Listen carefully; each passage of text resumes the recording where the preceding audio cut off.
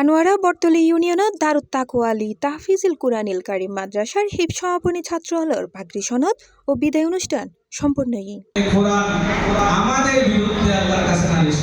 জানুয়ারি 22 তারিখ বৃহস্পতিবার দুইচে উপজেলার বর্তলের রুস্তমহাট এলাকা উক্ত কমিটি সেন্টারত এই অনুষ্ঠানের আয়োজন করা হয়। এন্ডে এই বছর উক্ত মাদ্রাসার 31 জন কুরআন হাফেজলর মাথাত পাগড়ি পরিধান ও সনদ প্রদান করে অতিথি হল।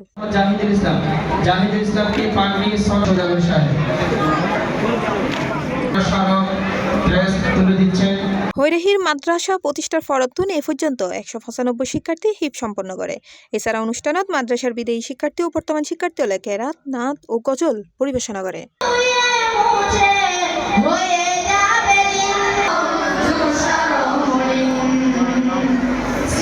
উক্ত অনুষ্ঠানত মাদ্রাসা পরিচালক হাফেজ মোহাম্মদ মহিউদ্দিনের সভাপতিত্বে ও মাদ্রাসা শিক্ষক হাফেজ হেলাল উদ্দিনের সঞ্চালনায় প্রধান অতিথি আসিল হাজি ইমাম, শপিং সেন্টারের স্বত্বাধিকারী জামাল উদ্দিন সওদাগর, প্রধান আলোচক আসিল কাফকো জামে মসজিদুল খতিব মাওলানা আবুল হোসেন, অতিথি আসিল শানে শাহাবা খতিব ফাউন্ডেশন, দক্ষিণ জেলা সভাপতি মাওলানা হামিদ হোসেন আজিজি, সেক্রেটারি মাওলানা সৈয়দ নূর আনোয়ারি, মাদ্রাসা প্রতিষ্ঠাতা পরিচালক হাফেজ মোহাম্মদ কামরুদ্দিন, মোহাম্মদ নেজামুদ্দিন সওদাগর সহ আরো বোধকেও অত্যন্ত যত্ন সহকারে ছেলেগুলোর আচার ব্যবহার সম্মানভাবে ওদেরকে শিক্ষা দিবেন এবং ওরা একদিন বড় হলে আপনাদের মা বাবার সেবা যত্ন ওরাই করবে। বলতেছেন দুনিয়ার মধ্যে একটা লৌহে মাহফুজ আছে, সেই লৌহে মাহফুজ হলো